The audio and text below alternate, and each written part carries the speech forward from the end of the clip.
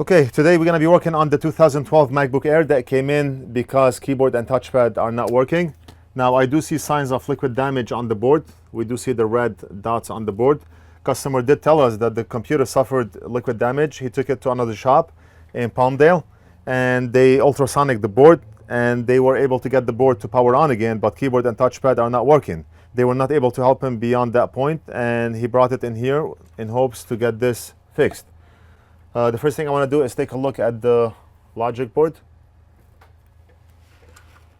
Just a quick inspection.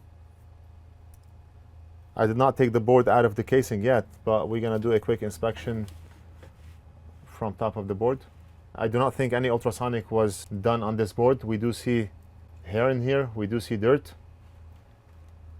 And right now I do not see corrosion anywhere on the board.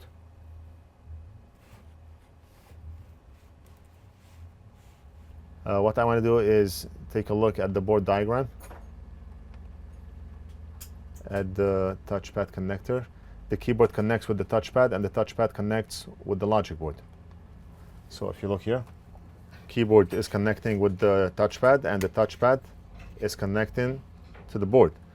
We did try a new keyboard and that didn't solve the problem, and we also tried a touchpad with the cable and that did not solve the problem also. This is the customer's and this is ours.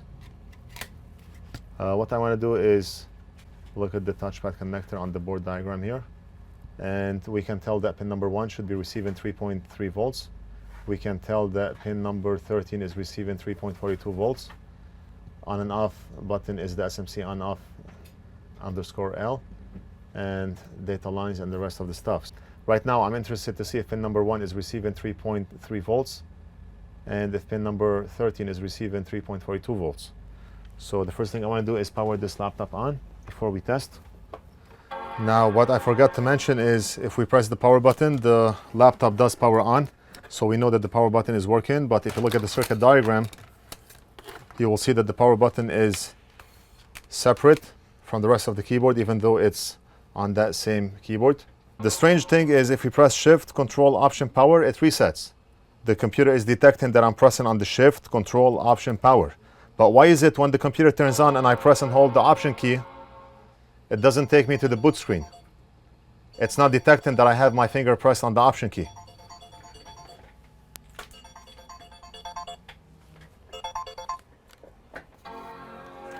Okay, and let's start by testing this. Meter in voltage mode. What do we get on pin number 1? It should be 3.3 volts. And look at that, we are getting 0.6 volts and not 3.3. So that's our problem. And look at this. Okay, so if we test pin number 1, pin number 1 is 0.6 volts. It should be 3.3 volts. Pin number 1 does not connect to anything on this side of the board. It doesn't connect to anything on the side of the board. Let's flip the board. And right there, it connects with this resistor and this capacitor. Great. It doesn't connect to anything else. So we just narrowed down the problem to either one of those. Look at this. It doesn't connect anywhere else.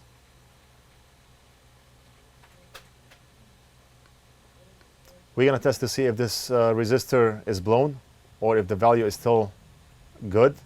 And we're going to test to see if we have a short on this capacitor. If the value of the resistor is good and the capacitor is good, then we have to look at the other side of the resistor, which connects to other areas of the board. Here, here, here, here, up here, and then we have to look at other areas of the board. But right now I want to focus on testing the value of this resistor to make sure it's good. And we're going to test this capacitor to see if it's shorted to ground or not. I'm going to take a minute to remove the board and I'll be back. Okay, the board is out. So right now the component is located on this side of the board here. Back of the board, I do not know what this is or if there's any work that was done on this area of the board. this is the resistor right here. Look at the resistor. It looks very bad. I do not know what to make out looking at this resistor, but it doesn't look good. I do not even need to test it. Let's take a look at the schematic. This is the R5730. R5730. R5730.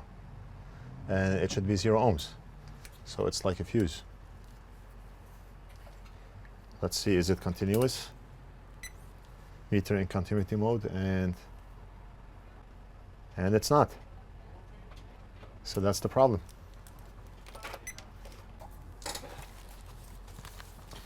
I have 0 ohm resistors right here.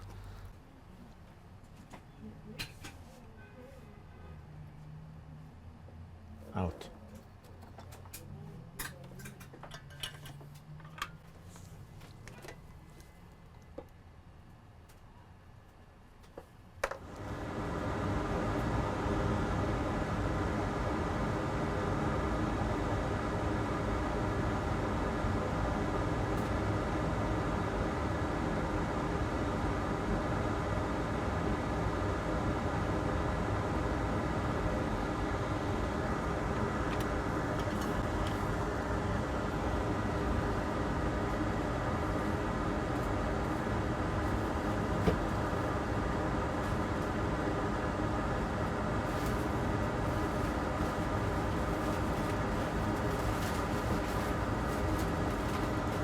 And the job is done. What's that brownish stuff? I have no idea.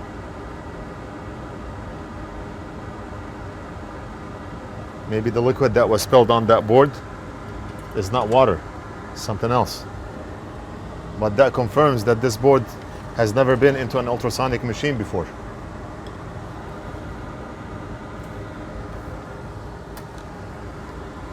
I'm gonna put the board back and see if touch and keyboard will work. The mailman just dropped in 2 packages. Let's see what's inside here.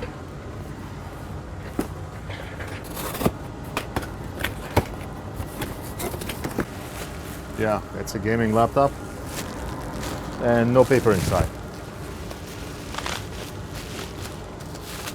I mean, customers just send their stuff in here without a piece of paper saying what's wrong with this or who this belongs to.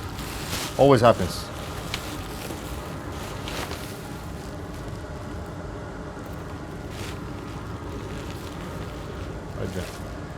I do not know what's wrong with this laptop. I'm gonna have to figure out who this laptop is for and what's wrong with this laptop.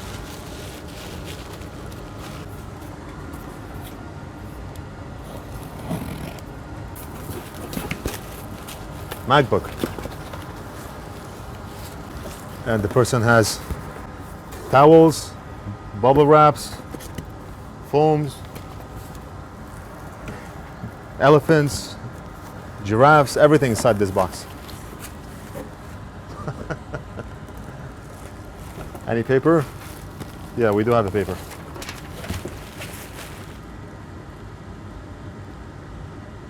Password, EFI lock. And what year is this? Not mentioned. All right, we'll put it on the side for now. Yes, sir. Just waiting on Big Boss to assemble the board.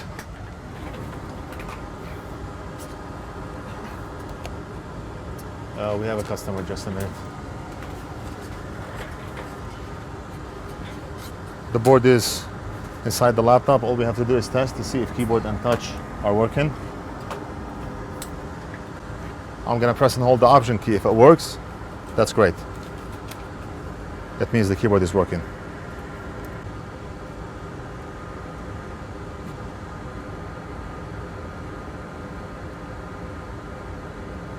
And it's working.